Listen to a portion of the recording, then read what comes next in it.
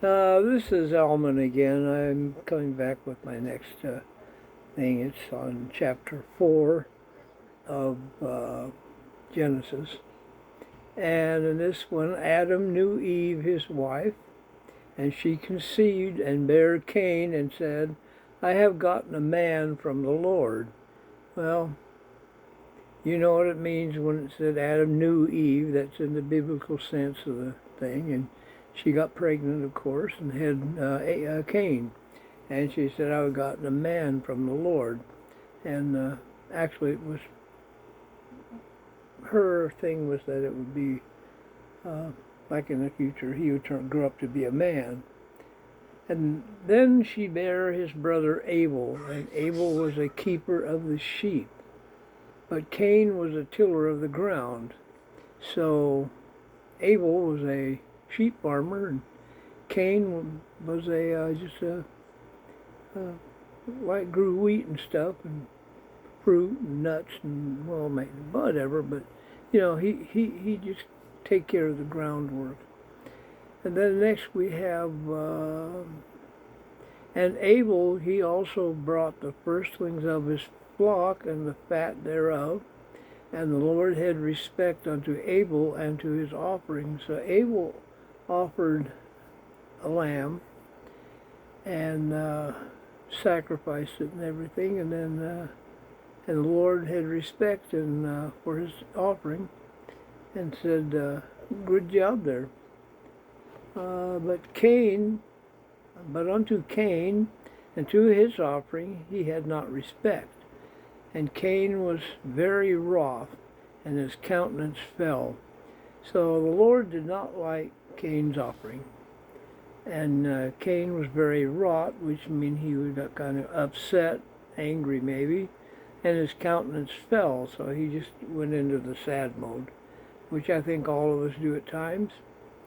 Anyway, and the Lord said unto Cain, why art thou wroth? And why is thy countenance fallen? Thou dost well, if thou dost well, shalt not thou be accepted. And if thou dost not well, sin lieth at the door, and unto thee shall be his desire, and thou shalt rule over him. So it sounds like if you do good, you shall not be accepted, and if thou dost not well, sin lieth at your door. And some of these verses to me are kind of confusing. This is one of them. If thou dost well, shalt thou not be accepted. Oh, there, okay, I got it. And if thou dost not well, sin lies at the door, and unto thee shall be his desire, and thou shalt rule over him. So, if you do well, you will be accepted, and if not, sin lies at your door.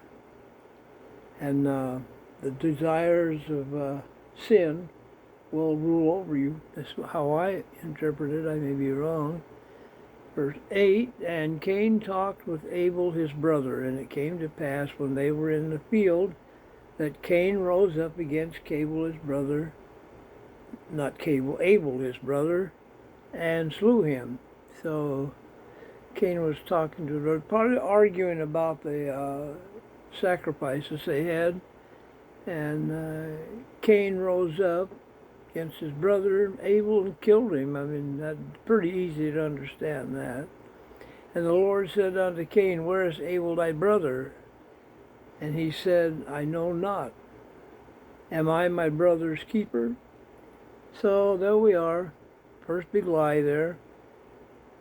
Where's your brother? Oh, I don't know. Am I his keeper? Just kind of to the Lord, to God. But that takes a lot of guts to do that. And he said, what hast thou done? The voice of thy brother's blood crieth unto me from the ground. Now, pretty easy to tell what that is. God knew. And he said, the voice of Abel is crying to me from out of the ground. And now thou art cursed from the earth, which has opened her mouth to receive thy brother's blood from thy hand. So his little actor got him cursed, and uh, it says that the earth basically is a grave for Abel. And when thou tillest the ground, it shall not henceforth yield unto thee her strength. A fugitive and a vagabond shall thou be in the earth. So basically, is whatever he plants ain't going to grow, and he's going to be a fugitive. And Cain said, "My punishment is greater than I can bear. And behold, thou hast driven me out of this day from the face of the earth, and from thy face shall I be hid. And I shall be a fugitive and a vagabond in the earth. And it shall come to pass that everyone that findeth me shall slay me." So now, Cain is afraid for his own skin. And he says, you've made me a vagabond and a fugitive, and what's going to happen is everybody that sees me is going to want to kill me. It's pretty simple there. And then the Lord said unto him, "Therefore, whoever slayeth Cain, vengeance shall be taken on him sevenfold. And the Lord set a mark upon Cain, lest finding him, that any that find him should kill him." And I really am messing up on reading here, but I hope you understand. But anyway, whoever kills Cain will be, the punishment will be sevenfold. And I don't think anybody really knows what the mark of Cain is, but it was something that everybody knew when they saw him. And Cain went out from the presence of the Lord and dwelt in the land of Nod on the east Eden. The east of Eden. See, I told you I'm not doing total reading here today. So Cain just left, went out to the land of Nod, which is east of Eden. There, got that straightened up now. And Cain knew his wife, and she conceived and bare Enoch. And he built a city and called the name of the city after the name of his son Enoch. And so Cain had a son named Enoch, and he built a city and named Enoch. And after Enoch was born, Irad begat Mehujael, and Mehujael begat Methuselah, and Methuselah begat Lamech. That's just kind of who his kids were.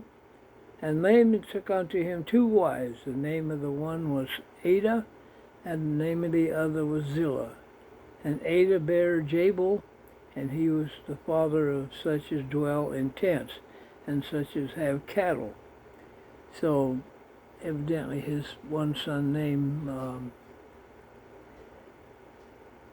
the one son from his wife Ada became a tent dweller and a cattle person. And his brother's name was Jubal, and he was the father of all such as handles harps and organs. So his brother Jabal became a musician, I would believe you'd say. And Zillah, she also bare Tubal-Cain, an instructor of every artifice in brass and iron, and the sister of Tubal-Cain was Naamah. So Tubal-Cain became like a brass and iron worker. And I don't know, they just put in that his sister was named Naamah. And Naamah said unto his wives Ada and Zillah, "Hear my voice, ye wives of Lamech, hearken unto my speech, for I have slain a man to my wounding, and a young man to my hurt." So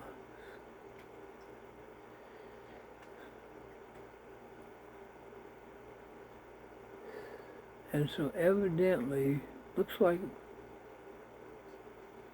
Lamech killed a man.